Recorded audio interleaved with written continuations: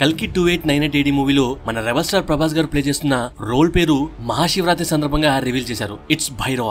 ఆ మహాదేవుడు పరమశివునిచే సృష్టించబడ్డ అవతారం భైరవ. భైరవ అంటే meaning one who destroys fear or one who is beyond fear, లేదా one who originates fear, one who removes fear, creates terror, protects from fear, god of all the dead అని అంటారు. అంటే Bhairava is the creator of fear and destroyer of fear. భయాన్ని కలిగించేవాడు and అలాగే అదే భయాన్ని నాశనం చేయగలడు, అంటే తొలగించగలడు. అసురులకు భయాన్ని కలిగించగలడు అండ్ అసురులను చూసి భయపడుతున్న వారి భయాన్ని తొలగించగలడు. సో ఇక్కడ మన భైరవ ఫార్ ఫ్యూచర్ 2898 AD లో సింపుల్ గా కూల్ గా ఉన్నాడు with hi-tech gadgets and stylish గా ఉన్నాడు. సో మన డైరెక్టర్ నాగేశ్వరన్ గారి ప్రకారం మూవీలో అన్ని క్యారెక్టర్స్ సీరియస్ గా ఉంటాయి ఎక్సెప్ట్ భైరవ క్యారెక్టర్. సో తన పేరుకు తగ్గట్లుగా తను ఫియర్సమ్ గా టెర్రర్ ని కలిగించేలాగా ఉండడని మన డైరెక్టర్ గారు ముందే చెప్పారు. బట్ మూవీలో ఒక పాయింట్ లో ఆ ఫన్ అంతా ఒక్కసారిగా ఆగిపోయి తనలోని రౌద్రాన్ని మనకు పరిచయం చేసినప్పుడు థియేటర్స్ లో ఉంటుంది, మామూలుగా ఉండదు. అంటే ఆ విలన్ గ్యాంగ్ మీద తిరగబడ్డప్పుడు, ఆ హీరోయిక్ ఎలివేషన్స్ పడ్డప్పుడు థియేటర్ లోని గ్రాండ్ బీజియం తో ఆ విజువల్స్ వస్తుంటే పీక్స్ అంతే. దెన్ తనకున్న ఆ పేరు భైరవ, దాని అర్థం అప్పుడు కనిపిస్తుంది, which is creator of fear. పూర్వం భైరవ ఆ శివుని ఆజ్ఞ మేరకు పంచముఖుడైన బ్రహ్మతల నుండి ఒక తలను తెంచి తన గర్వాన్ని అంచాడు అని అంటారు. కానీ బ్రహ్మహత్య పాపం చేసుకున్నందుకు భైరవకు శిక్షగా ఆ తెంచిన తల తన చేతిలోనే ఉంటుంది. అది ఎక్కడ రాలితే అక్కడ తన పాపం హరించబడుతుంది అని అంటారు. సో దాన్ని పట్టుకుని ముల్లోకాలు తిరిగి భూలోకంలోని కాశీ నగరానికి చేరుకుంటే అక్కడ ఆ తల కింద పడడంతో తన పాప ప్రక్షాళన జరిగింది అని అంటారు. అలా ఆ నగరాన్ని బ్రహ్మకపాలం అని కూడా అంటారు. సో అక్కడ ఆ భైరవకు కాశీనగరం ఎలా లింక్ అయి ఉంటుందో ఇక్కడ ఈ భైరవ కూడా ఈ కాశీనగరం లింక్ అయ్యే ఉంటుంది. లైక్ ఫార్ ఫ్యూచర్ లో ఉన్న కాశీనగరపు వీధుల్ని చూపిస్తూ అల్ట్రా స్వాక్టెక్ తో మన భైరవ ఉన్నట్లుగా చూపిస్తున్నారు. సో ఇన్ 2898 AD లో చుట్టూ చాలా వరకు ఖచ్చితంగా అసురులే ఉన్నారు. కాబట్టి ఈ భైరవ ఎవరి తలను సంహరిస్తాడో చూడాలి. ఆ పని చేసినప్పుడు ఆ విలన్ కళ్ళల్లో ఆ భయాన్ని ఎలా చూపించారు అనేది కూడా చూడడానికి వెయిటింగ్. అంటే వాళ్ళందరూ మొహం మొత్తం మాస్క్ తో కప్పుకొని ఉన్నారు కాబట్టి కళ్ళు మాత్రమే కనిపిస్తున్నాయి కాబట్టి సో ఆ కళ్ళల్లో భయాన్ని గానీ చూపించాలనుకోండి, it will be pure goosebump stuff. Then this cool Bhairava meeting Ashwatthama.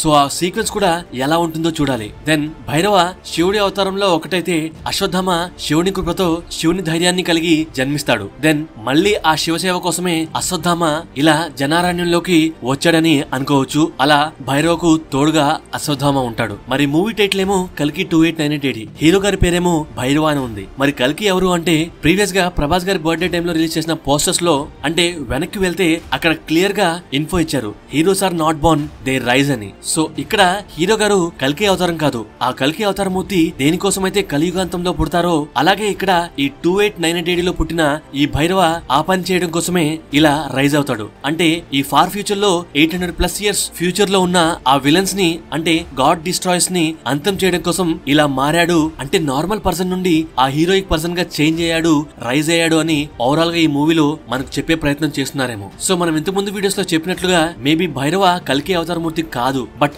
ఆయన దేనికోసం అయితే పుడతారో ఆ పనిని భైరవ చేస్తున్నాడు. ఆయన అంశ అంటే అంతటి విల్ పవర్ ని తీసుకొని ఇలా హీరోయిక్ గా మారతాడు అని చెప్పొచ్చేమో. సో అలా కల్కి 2898 AD లో heroes are not born, they rise అని క్లియర్ గా మనం అర్థం చేసుకోవచ్చు. సో ఇలా కల్కి 2898 AD లో హీరో రైజ్ అవుతాడు, తనకు తోడుగా అశ్వత్థామ కూడా వస్తాడు. అంటే కలి నుండి ప్రజలను కాపాడడం కోసం అశ్వత్థామ భైరవకు సహకరిస్తాడు అని మనం ప్రీవియస్ వీడియోలో అనుకున్నాంగా. సో అందుకనే ఇలా కొన్ని వేల సంవత్సరాల తర్వాత తన దర్శనం భైరవకు లభిస్తుంది. సో ఒక నార్మల్ పర్సన్ కి అశ్వత్థామ కనిపించి తనకు శిక్షనిచ్చి ఒక వారియర్ లాగా తయారు చేసి తన ఖడ్గాన్ని అదే ఆయుధాన్ని భైరవకిచ్చి ఆ కలిని పూజించే ఆ రాక్షసులను నిర్మూలించడానికి పంపిస్తే అప్పుడు భైరవ విలయతాండవం రుద్రతాండవం చేసి భయమంటే తెలియని ఆ అసురులకు భయాన్ని పరిచయం చేసి అక్కడున్న దుర్మార్గాన్ని నిర్మూలిస్తాడు. ఈ పిక్ లో మనకు కాశీనగరంలోని వీధులను చూపిస్తున్నారు. అయితే భైరవం చూస్తే అర్థమవుతుంది తను వేసుకున్న ఆ క్లోతింగ్ పైకి సింపుల్ గా ఉన్న లోపల ఇప్పుడు తన ఆమన్ని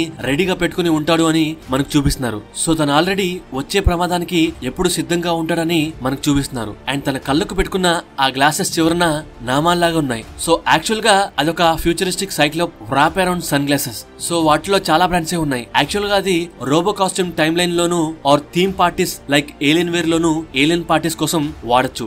డైలీ యూస్ యూస్ కోసం అయితే కష్టం. ఎక్కువ అటెన్షన్ కావాలంటే డైలీ యూస్ చేసుకోవచ్చు, but surely not for daily use. So ఇది షో కోసం మాత్రమే వాడేది. అయితే same type of sunglasses 800+ years తర్వాత కూడా సేమ్ డిజైన్ తో ఉన్నాయంటే నమ్మడానికి కష్టమే. అంటే సైడ్ నామాలాగా ఉన్నాయి అన్నానుగా, సో అంత ఫ్యూచర్ లో సేమ్ టైప్ ఆఫ్ డిజైన్ అంటే నమ్మడం కష్టమే. యాక్చువల్ గా అది నామాలు కావు, ఆ కంపెనీ యొక్క డిజైన్. బట్ మూవీ వరకు దాన్ని అలా డిజైన్ చేసింది మేబీ భైరవ అవ్వచ్చు. కావాలనే దాన్ని ఎండ్ లో నామాల్లాగా పెట్టి ఉండొచ్చు, అంటే ఆ విలన్ గ్యాంగ్ ని ట్రిగర్ చేయడం కోసం అలా చేసి ఉండొచ్చు. అండ్ ఇప్పుడున్నది జస్ట్ షో కోసం అయితే ఈ మూవీలో వాడే సన్ గ్లాసెస్ మాత్రం కంప్లీట్లీ యూవీ రేస్ నుండి అండ్ హార్మ్ఫుల్ లైట్ నుండి ప్రొటెక్షన్ కోసమే తయారు చేసి ఉండొచ్చు. సో అందుకనే ఈ సన్ గ్లాసెస్ ని విత్ డిజైన్ ని క్లియర్ గా మనకు కనపడేలాగా ఈ పోస్ట్ లో చూపించారు డైరెక్టర్ గారు. ఇక్కడ ఈ sunglasses just for show అయితే అక్కడ it's for full protection and also created by Bhairava. And Bhairava పక్కన మీరు గమనిస్తే ఒక బ్లూ కలర్ లో బోర్డ్ లో ఏదో రాసింది. దాన్ని క్లియర్ గా అబ్జర్వ్ చేస్తే ఇలా ఉంది. ఏదో హిందీ లెటర్స్ లో త్రా, ఫా,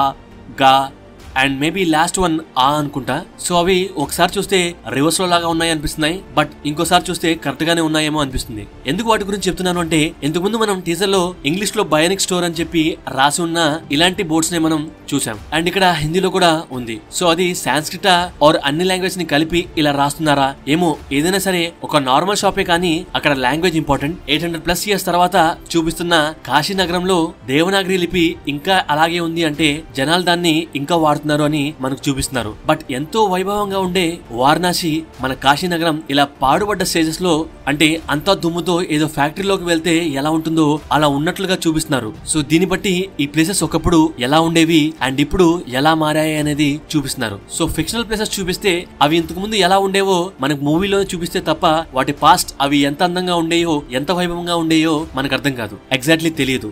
but real cities from India మనకు చూపిస్తే ఒకప్పుడు వైభవంగా ఉండే పవిత్రమైన ప్రదేశాలు, అంటే 2898 AD కంటే కొన్ని వందల సంవత్సరాల క్రితం, అంటే మన టైంలో కావచ్చు మన తర్వాత కొన్ని వందల సంవత్సరాలు కావచ్చు, వైభవంగా ఉండే ఆ సిటీస్ ఒక్కసారిగా ఇలా మారాయంటే అందులో ఒక ఎమోషన్ ఉంటుంది. అంటే ఎగ్జాంపుల్ గా మాది విజయవాడ అండ్ మన హైదరాబాద్, వైజాగ్, వరంగల్, తిరుపతి ఇలాంటి ఫేమస్ సిటీస్ ఒక్కసారిగా పాడుబడ్డ సిటీస్ లాగా మారితే అలా మారాయని ఫిక్షనల్ గా చూపిస్తే మనం ఎంత ఎమోషనల్ గా అవుతామో. కాశీ వెళ్ళిన వాళ్ళు అండ్ కాశీలో నివసిస్తున్న వాళ్ళు ఇలా ఫ్యూచర్ లో ఉన్న కాశీ నగరం అని ఫిక్షనల్ గా చూపిస్తేనే చాలా డీప్ గా ఎమోషనల్ అవుతారు. So it's an emotion. So అలాంటి టైమ్స్ లో విలన్స్ ని ఎదుర్కోవడానికి వచ్చిన హీరో అక్కడ వాళ్ళను ఎలా రక్షిస్తాడు, ఎలా కాపాడతాడు, ఏం చేశాడు అనేది ఇంట్రెస్టింగ్ గా ఉండిపోతుంది. సో ఈ మూవీ అనేది ఖచ్చితంగా ఒక ఎమోషనల్ రైడ్ అవుతుంది. ఫిక్షనల్ గా మన కంట్రీ ఇలా అయింది అని ఇంతవరకు ఎప్పుడు ఎక్కడ ఈ స్కేల్ లో ఎక్కడ చూపించలేదు. ఎగ్జాంపుల్ గా HBO లో వచ్చిన లాస్ట్ ఆఫ్ అస్ సిరీస్ లో అండ్ అలాగే ఇంతకు ముందు వచ్చిన చాలా జాంబీస్ మూవీస్ లో USA పాడుపడ్డ దేశం లాగా మారింది అని చూపించారు అండ్ వరల్డ్ మొత్తం కూడా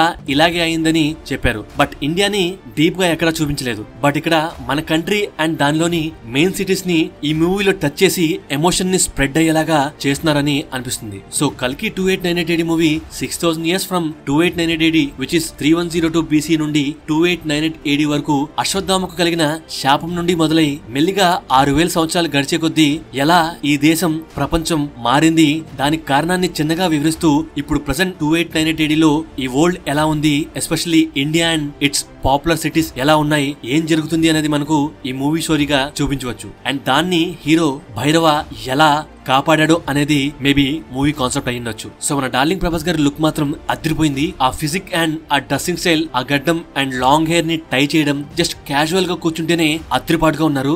సో యాక్షన్ చేస్తుంటే ఆ ఫిజిక్ ని డైరెక్టర్ నాగేశ్వర్ గారు ఎలా యూజ్ చేసుకున్నారో చూడాలి. పైగా ఆయన స్ట్రాంగ్ గా ఈ మూవీలో హీరో గారి కోసం ఆయన ఎలివేట్ చేయడం కోసం యాక్షన్ కాదు, స్టోరీలో యాక్షన్ అవసరం కాబట్టి హీరో గారితో ఫైట్ చేపించామని చెప్పారు. సో ప్రభాస్ గారు అనవసరమైన ఫైట్స్ ఖచ్చితంగా ఈ మూవీలో చేయరు, ఏదో ఎలివేషన్ కోసమో ఫైట్స్ చేయరు. స్టోరీ ఇన్బుల్ట్ అయ్యే యాక్షన్ పర్ఫార్మెన్స్ ఇచ్చారు అండ్ దాన్ని నాగశ్విన్ గారు ప్రభాస్ గారికి తగ్గట్లుగా ఆయన్ని సంపూర్ణంగా మనం మూవీ లవర్స్ ఫ్యాన్స్ ఎంజాయ్ చేసేలాగా గట్టిగానే తీశారని అనిపిస్తుంది. సో జస్ట్ స్వాగ్ లోనే ఇలా కూర్చున్నారు అంటే మరి సరదాగా కొడితే అండ్ భైరవకు రియల్ మీనింగ్ వచ్చేసేలాగా యుద్ధం చేశారనుకోండి, జస్ట్ ఇమాజిన్ ఇట్.